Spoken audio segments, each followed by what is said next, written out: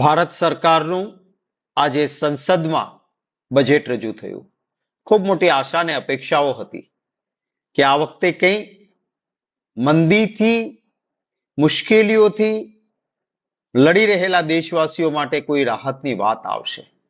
પરંતુ આજનું બજેટ સંપૂર્ણપણે નિરાશાજનક રહ્યું.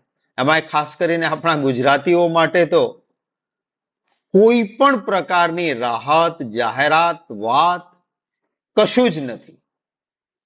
ખરા અર્થમાં જો આ બજેટ જોઈએ તો માત્ર થોડા ઘણા શબ્દોની સજાવટ એ બિહાર અને એકાદી નાની જાહેરાત ઓરિસ્સા માટે અને બાકી આંધ્રપ્રદેશની બધી જાહેરાતો છે. કારણ કે બે પક્ષો જે એમને ટેકો આપી રહ્યા છે એ બિહાર અને આંધ્રપ્રદેશ, ચંદ્રાબાબુ નાયડુ અને નીતિશ કુમારજી, આ બંનેએ કંઈક નાક દબાવ્યું એટલે સરકારે ત્યાંની જાહેરાતો થોડી કરી, પરંતુ બીજા કોઈના માટે કશું જ નથી. આ એ જ ભારતીય જનતા પાર્ટી છે.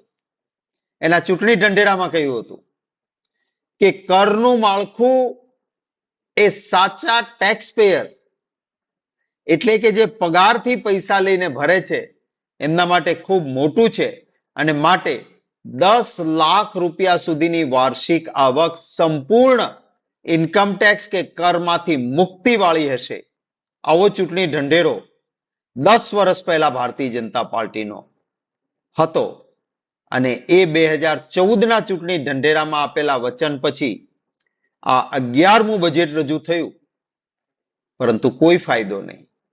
જે પગારથી લઈને જીવન ચલાવનારા વ્યક્તિઓ છે એને 10 લાખ સુધીની માફી આપવાની હતી, કોઈ ફાયદો નહીં. ઇન્કમ ટેક્સના સ્લેબમાં ગરીબ કે મધ્યમ વર્ગના વ્યક્તિ માટે કોઈ ફાયદો નહીં. નાના લોકો માટે કોઈ રાહત નહીં. ખેડૂતો માટે, શ્રમજીવીઓ માટે, મનરેગા માટે કોઈ જાહેરાત કે વાત નહીં. આરોગ્ય ક્ષેત્રે જે વાત કરવી જોઈએ બજેટમાં એમાંની પણ કોઈ વાત આ બજેટમાં કરવામાં આવી નથી. ઘટાડો કર્યો ક્યાં? હવે પ્લેટિનમ વાપરનારા કેટલા લોકો? તો પ્લેટિનમ ઉપરની કસ્ટમ ડ્યુટી ઘટાડી અને વધારી શેના ઉપર? તો કે પ્લાસ્ટિક ઉપરનો વેરો વધારવાનો. હવે હિન્દુસ્તાનમાં પ્લેટિનમ ખરીદનારા કેટલા અને એનો ઉપયોગ કેટલો? અને બીજી તરફ પ્લાસ્ટિક એક દરેક ઘરમાં, દરેક જગ્યાએ પ્લાસ્ટિકની વસ્તુ તમને જોવા મળે અને સામાન્ય હિન્દુસ્તાની છે એ પ્લેટિનમ નહીં, પ્લાસ્ટિકનો ઉપયોગ કરે છે. તો પ્લાસ્ટિક ઉપર ટેક્સ વધારવાનો અને પ્લેટિનમ ઉપર ઘટાડવાનો. નાના નાના ઉદ્યોગકારો, એમએસએમઈ બંધ પડતા જાય છે. એના માટેની વાત કરવી જોઈએ, એની વાત ન કરી. કેવી વાત કરી? કે ફોરેન કંપનીઓ અહીંયા જે આવે છે એના ઉપર જે ટેક્સ છે એ ટેક્સમાં અમે ઘટાડો કરીશું. અરે ભાઈ, વિદેશીઓ પ્રત્યેનો આટલો બધો પ્રેમ શેનો છે તમને? ખરેખર તો આપણા દેશના લોકોને જરૂરિયાત છે, એને મદદરૂપ બનો ને તમે.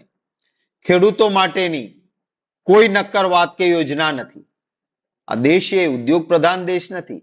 આપણો દેશ એ ખેતી પ્રધાન દેશ છે. તો ખેતી માટેની જે વાત કરવી જોઈએ કે એને ફાયદા માટેની વાત કરવી જોઈએ એમાંની કોઈ વાત કરવામાં આવી નથી.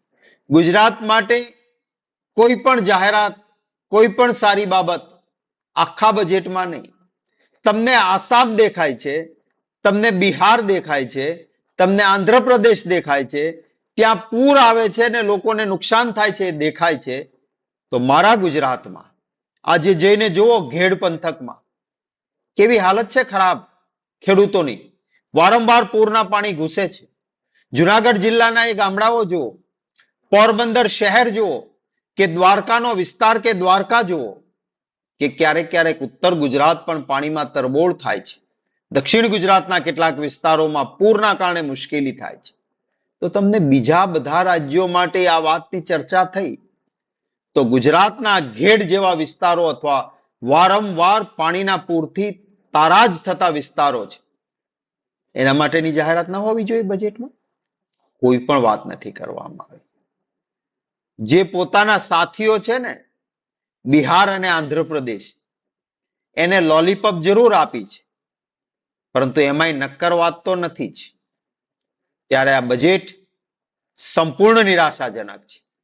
કોઈ પણ સારી બાબત એવી નથી કે જે બાબતથી સામાન્ય નાગરિક, આમ ગુજરાતી કે આમ હિન્દુસ્તાનીને ખુશી થાય, એવી એક પણ વસ્તુ આમાં કહેવામાં નથી આવી. આ નિરાશાજનક બજેટ ભારતીય જનતા પાર્ટીની સરકારે રજૂ કર્યું ત્યારે ક્યાંક ક્યાંક જે રાહુલ ગાંધીજીએ ન્યાય યોજના કરી હતી, યાત્રા કરી હતી, આપણા ચૂંટણી ઢંઢેરામાં કોંગ્રેસ પક્ષના કેટલીક બાબતો કરી હતી. આપણે કહ્યું હતું પહેલી નોકરી પક્કી અને જે સ્ટાઇફંડ આપવાનું નોકરી ન મળે ત્યાં સુધી, એ વાતને કોપી પેસ્ટ આ બજેટમાં કરી, પણ એ પણ નજીવી રકમ અને પેલું આપણે ઘણી વખત નહીં લોભામણી લાગે જાહેરાત, ખરીદવા જાઓ પછી ઝીણા અક્ષરે લખ્યું હોય TNC અપ્લાઇઝ, ટર્મ્સ એન્ડ કન્ડિશન અપ્લાઇઝ, અને ટર્મ્સ એન્ડ કન્ડિશન એટલે કે શરતો એવી હોય કે લોભામણી જાહેરાતમાંથી કાંઈ ફાયદો ન હોય, સરવાળે તમારે જ ઠગાઈ જવાનું હોય. આ પ્રકારની વાતો છે. દરેક જગ્યાએ શરતો મૂકી દીધી છે. એટલે અમારો જે લોકોને મદદનો જે ન્યાય યોજનાનો ચૂંટણી ઢંઢેરો ક્યાંક ક્યાંક કોપી કર્યો, પણ એમાં પણ TNC એટલે કે શરતો એવી મૂકી છે કે આખરે કોઈને ફાયદો થવાનો નથી. દેશવાસીઓને મોંઘવારીનો માર વધારે નડવાનો છે. નોકરિયાત વર્ગને ટેક્સનું ભારણ વધારે થવાનું છે. ફાયદો કંઈ થવાનો નથી. યુવા જે નોકરી ઈચ્છે છે એને નોકરીના નામે ઠેંગો છે. આમાંથી કોઈ ફાયદો નહીં થાય. નાના ઉદ્યોગકારો, ખેડૂતો, મજદૂરો, એને કોઈ લાભ આ બજેટથી નથી.